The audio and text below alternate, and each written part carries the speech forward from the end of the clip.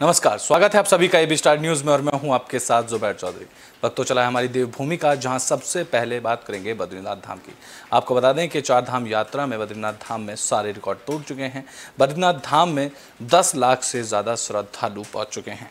बद्रीनाथ धाम में अभी तक 10 लाख श्रद्धालु दर्शन कर चुके हैं। इस बार पिछले सारे रिकॉर्ड बद्रीनाथ धाम के तोड़ दिए गए हैं। बद्रीनाथ धाम में 8 मई से अभी तक 10,06,457 तीर्थयात्री बद्री विशाल के दर्शन कर चुके हैं। धाम में बारिश के बाद भी श्रद्धालु की भीड़ लगी हुई है। श्रद्धालु नारायण की पूजा अर्चना कर ध्यानमग्न हैं और विश्व प्रसिद्ध बद्रीनाथ धाम की यात्रा इस साल काफ़ी तेजी से चल रही है। बद्री विशाल के कपाट 8 मई से आम श्रद्धालुओं के लिए खोल दिए गए थे और इस साल रिकॉर्ड तोड़ श्रद्धालुओं ने बद्री विशाल धाम में दर्शन किए हैं।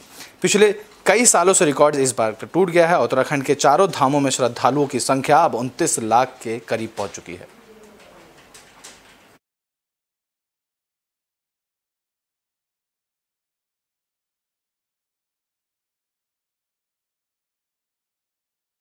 बात अब देहरादून की कर लेते हैं। दरअसल उत्तराखंड को अब बीजेपी का नया अध्यक्ष मिल गया है। आपको बता दें कि महेंद्र भट्ट को उत्तराखंड बीजेपी की कमान मिली है। उत्तराखंड में बीजेपी के नए प्रदेश अध्यक्ष की नियुक्ति कर दी गई है। मदन कौशिक की जगह अब प्रदेश की कमान महेंद्र भट्ट के हाथ में होगी।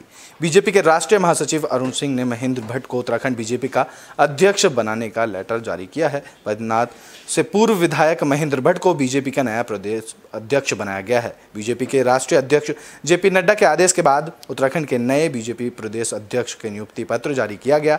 इससे पहले मदन कौशिक और उसके बाद राजपुर विधायक खजान दास के साथ महेंद्र भट्ट के दिल्ली दौरे के बाद उत्तराखंड में बीजेपी के नए अध्यक्ष की नियुक्ति को लेकर खबर तेज हो गई थी और बताया जा रहा था कि मदन कौशिक को राज्य सरकार में जगह मिल सकती है। केंद्र में शीर्ष नेतृत्व में उत्तराखंड बीजेपी में गढ़वाल के ब्राह्मण चेहरों को अध्यक्ष बनाने की कवायद तेज कर दी थी, जिसके बाद आज महेंद्र भट्ट को प्रदेश अध्यक्ष नियुक्त किया गया है।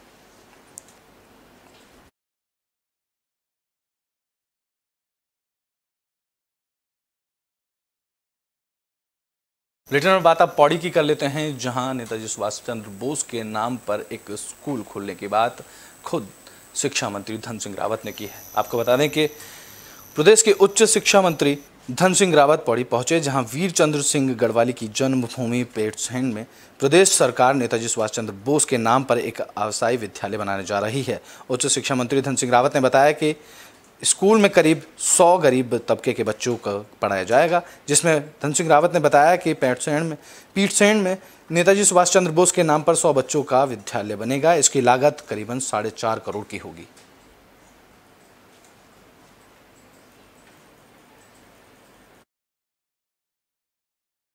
काम ये हो रहा है कि वीर चंद्र सिंह गढ़वाली जी की जो हमारी धरती है पीठसेन, वहाँ पे नेताजी सुभाष चंद्र बोस जी के नाम पे हम एक 100 बच्चों का आवासीय विद्यालय बना रहे हैं, जिसमें 100 गरीब बच्चे पढ़ेंगे और उसी हॉस्टल में वो रहेंगे। काम कॉमनवेल्थ गेम 2022 में उत्तराखंड के 5 खिलाड़ी मौजूद हैं, जिसको लेकर खेल मंत्री रेखा आर्या ने उन सभी खिलाड़ियोओं को शुभकामनाएं दी।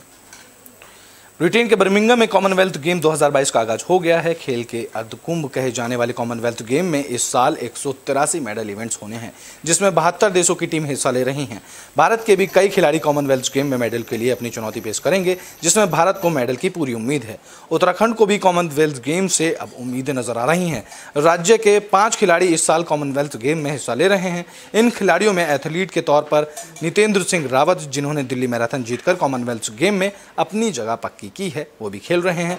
बैडमिंटन में लक्ष्य सेन को थॉमस कप विजेता के सदस्य अब इस बार कॉमनवेल्थ में हिस्सा ले रहे हैं। तो वहीं तैराकी में रावत सिंह, जिन्होंने कॉमनवेल्थ गेम्स के लिए काफ़ी मेहनत की है, उनका भी सिलेक्शन किया गया। हॉकी में वंदना कटारिया, जिन्होंने हाल ही में हुए टोक्यो ओलंपिक में 125 साल के रिकॉर्ड को तोड़ते हुए गोल की हैट्रिक लगाई थी और कॉमनवेल्थ गेम में वे पहली बार शामिल किए गए हैं। क्रिकेट में हिस्सा ले रही भारतीय क्रिकेट टीम की सदस्य नेहा राणा, जो कि बेहतरीन ऑलराउंडर हैं, इन सभी खिलाड़ियों को खेल मंत्री रेखा आर्या ने उनके प्रदर्शन के लिए शुभकामनाएं दी हैं।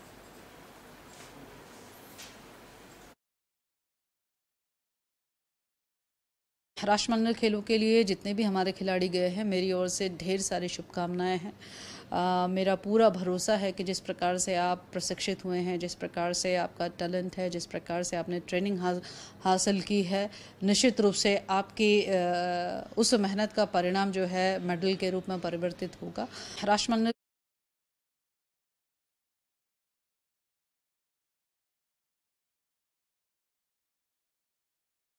ब्रिटेन में बात करेंगे अब हरिद्वार की, जहां अवैध निर्माण को लेकर प्रशासन सख्त नजर आ रहा है।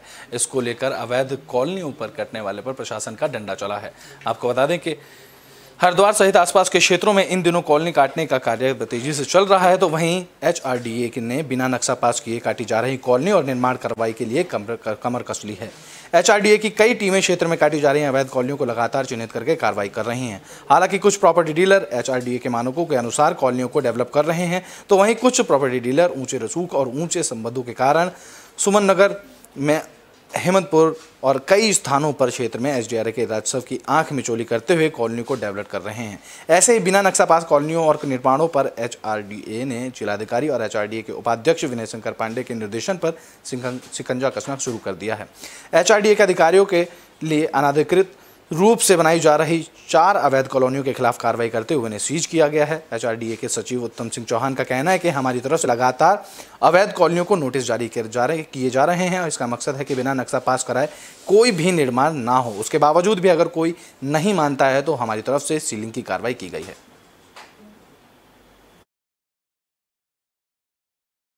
हम लोग नोटिस जारी कर रहे हैं HRDA से। हम लोगों का जो मेन मकसद है वो है कि यदि बिना नक्शा पास कराए कोई निर्माण किया है, मकान है, चाहे कॉलोनी है, तो उनको नोटिस निर्गत करते हुए ये हम लोग उनको निर्देश देते हैं, ये एक तरह से सूचना देते हैं कि आप लोग अपना नक्शा सबमिट कर लें। नक्शा पास कराते हुए जो इलीगल कंस्ट्रक्शन हुआ है उसको वैलिड करा लें।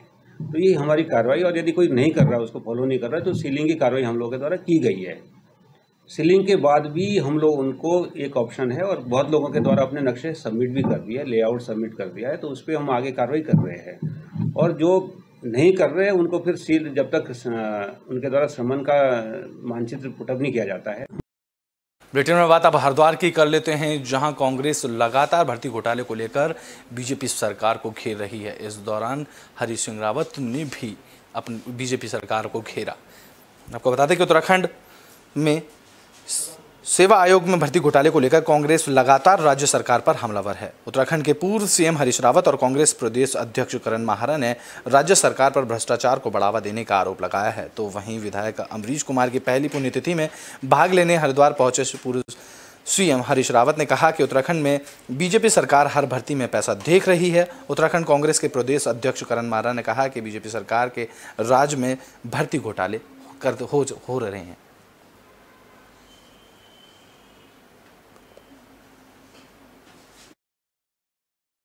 आयोग है, उसके अध्यक्ष की कोई जांच नहीं, उसके अधिकारियों की कोई जांच नहीं। कोऑपरेटिव में भर्ती घोटाले होते हैं, बाद में निरस्त करी जा रही, कहीं पकड़े जा रहे हैं। हर पल हर जगह इस सरकार में घोटाले घोटाले हैं। हर नदी गाड़ गधेरे में ये बालू देखते हैं, बजरी देखते हैं, बोल्डर देखते हैं, उनको बेचते हैं। हर पोस्टिंग में ये पैसा देखते हैं और हर नौकरी की ये नीलामी करना चाहते हैं। तो ये जब आप जो है भ्रष्टाचार को इस रूप में पनपाएंगे तो इस राज्य को तो इन्होंने खोखला कर दिया। आयोग है, उसके बात अब हरिद्वार की कर लेते हैं, जहां एक महिला ने सड़क पर ही बच्चे को जन्म दिया। आपको बता दें कि महिला 1 घंटे तक एम्बुलेंस का इंतजार करती रही, जिसके बाद उन्होंने सड़क पर ही बच्चे को जन्म दे दिया। हरिद्वार में देश और विदेश के लाखों लोगों की संख्या में श्रद्धालु आते हैं और हरिद्वार में कुंभ और अर्धकुंभ मेले के साथ ही कई बड़े गंगा स्नान होते हैं, मगर उसके बावजूद भी हरिद्वार की स्वास्थ्य सुविधा बिल्कुल ही लच्चर है। एक ऐसा ही मामला सामने आया जहां एक गर्भवती महिला को उपचार न मिल पाने के कारण महिला ने मेला अस्पताल के बाहर सड़क पर ही बच्चे को जन्म दे दिया। आरोप है कि महिला को अस्पताल ले जाने के लिए कोई एम्बुलेंस नहीं आई, जिसके चलते महिला ने सड़क पर ही नवजात को जन्म दे दिया। गर्भवती महिला ने सड़क पर बच्चे को जन्म देने का वीडियो सोशल मीडिया पर वायरल हो रहा है। वीडियो में मेला अस्पताल के बाहर महिला दिख रही है, जिसमें दावा किया जा रहा है कि प्रसव पीड़ा से परेशान एक महिला 1 घंटे से एम्बुलेंस का इंतजार कर रही थी, जिसके बाद उसने सड़क पर ही बच्चे को जन्म दे दिया। लेकिन बारिश के दौरान जब दोनों ही मौके पर एम्बुलेंस और कोई भी व्यवस्था मौके पर नहीं पहुंची, तो महिला ने मेला अस्पताल के बाहर ही सड़क पर बच्चे को जन्म दे दिया।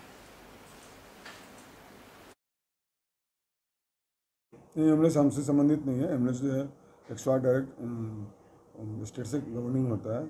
जहाँ डिलीवरी वाली बात है, मरीज को खुद भी सोचना चाहिए, समय से पहुँचना चाहिए अस्पताल। आपको समय से अस्पताल भी पहुँचना चाहिए। अब ये चूँकि 108 का है, हम 108 वाले को लिख के पता करेंगे क्या मामला है, लेकिन 108 हमसे संबंधित नहीं है।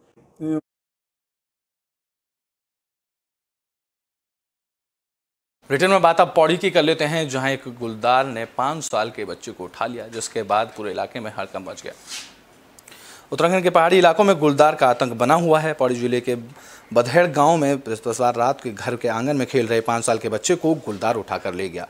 रात भर तलाशी अभियान चलाया गया, लेकिन बच्चे का नामो निशान नहीं मिला। लेकिन अंधेरे की वजह से बच्चों का कोई पता नहीं चल पाया। सुबह करीब 7:30 बजे बच्चे का शव गांव के बाहर 1 किलोमीटर दूर जंगल में मिला। ग्रामीणों का कहना है कि गांव में कई दिनों से गुलदार की दहशत बनी हुई थी, लेकिन वन विभाग ने समय रहते हुए कोई कदम नहीं उठाया, जिसके चलते एक बच्चे की जान चली गई।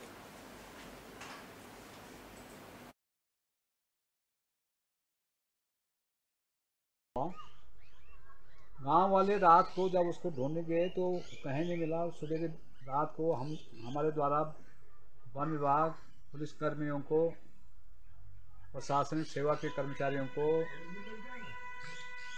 सूचना दी गई। उसके उपरांत वन विभाग के और पुलिस कर्मचारी वहां पे आए। देखिए, कल एक गुलदार की घटना हमारी जानकारी में आई थी। चाकी सेण तहसील के अंतर्गत हमारी पैठानी रेंज है। पैठानी रेंज के बड़ैत गांव में एक हादसा हुआ है, जिसमें गुलदार ने 5 साल के बच्चे आर्यन रावत को अपना निवाला बना दिया है। जैसे ही घटना की हमें जानकारी हुई है तो क्षेत्र में तुरंत ही फॉरेस्ट स्टाफ टीम भेजी गई, जिससे पेट्रोलिंग करके उस बच्चे की खोज की जा सके। लेकिन रात्रि चूंकि अंधेरा हो गया था तो रात्रि में वहां प्रकाश की व्यवस्था भी नहीं थी, लेकिन फिर भी टॉर्च के सहारे उनका सर्च किया गया, लेकिन रात्रि में नहीं मिल पाया वो बारिश की वजह। में बात अब उधम सिंह नगर की कर लेते हैं, जहां चिलचिलाती धूप से लोगों को राहत मिली है। मौसम ने अचानक अपना मिजाज बदला, जिसके बाद लगातार हो रही बारिश से लोगों में खुशी की लहर दौड़ आई। उधम सिंह नगर में मौसम ने एक बार फिर से अपने मिजाज बदल लिए और चिलचिलाती धूप के बाद अचानक आसमान में काली घटा छाने के बाद फिर तेजी से आसमान में बारिश से पानी बरसने लगा। अचानक आई बारिश से लोगों को गर्मी से राहत मिली है।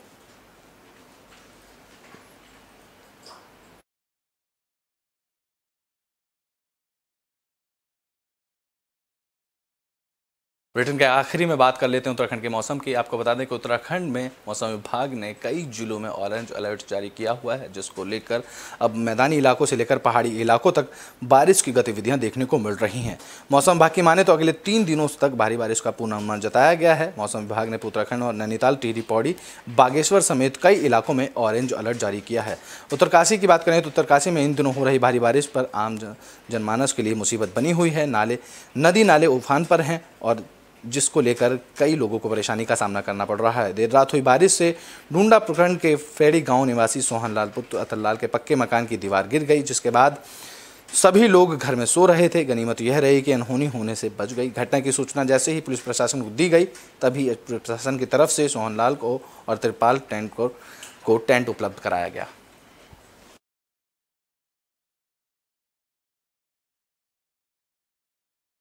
हमारी देवभूमि में भी के लिए बस इतना ही। देश और दुनिया की तमाम खबरों के लिए देखते रहें एबी स्टार न्यूज़।